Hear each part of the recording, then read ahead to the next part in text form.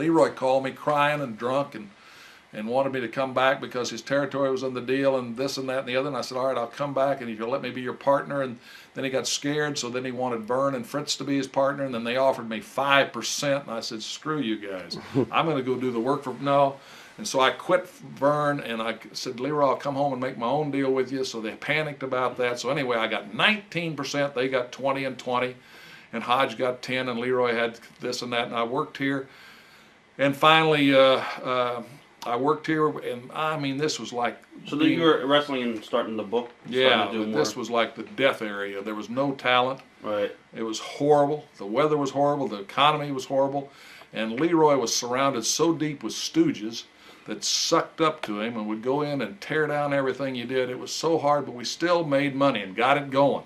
And Dutch Savage was the first big name that would come home, and he worked here and gave me his heart. And boy, and then the weather was so bad, he finally said, I've done all I can. I'll give you a 5-week notice. I said, Dutch, we're going to sell out every night on your way out. I'm sorry, you're going to miss it. And we did. Right. And then the next guy that came in that was huge was, of course, Gary Hart and the Spoiler.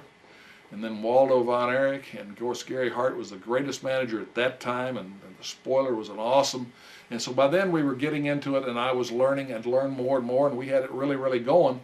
But I got so sick and tired of dealing with Leroy and all his negativeness and the drunkenness and all the stuff that you had to do to deal with it, that it was tearing me down inside, where I was questioning my own knowledge and my own values. So about that time there was that deal happening in Georgia, and Eddie Graham had been watching me. And Eddie was such a student, and he was watching me, and he wanted me to get involved with him. But the thing came up in Georgia where Gunkel had double-crossed his partners, and then he dropped dead of a heart attack, so his wife and his booker decided to go on, and all the guys double-crossed except one guy. One guy stayed with Paul Jones in the promotion. That guy's name was Bob Armstrong, who was a quality guy. And so Eddie brought me in the start of this, what they used to call a war then. And, right. And I worked on that first card that the NWA put together, and then he says, I want you to come here and work for me in Florida, but he said, I want you to go to Georgia first. So he gave me my stock in Georgia as a gift to go work there, and he made me the real power in the dressing room and everything. But he had his ex-partner Lester Welch and his son running the business on the front, and Leo Garibaldi was the booker. So we kept trying to work through Leo, and Leo had a tremendous mind, but he just did stupid shit. So we'd always have to override him, and we started selling out and doing huge business, and that's where Eddie and I really got so close, and that's where I understood what a genius Eddie Graham was. I learned so much from him, but I got to work with Tim Woods, who was great. Mr. Wrestling 2 was phenomenal.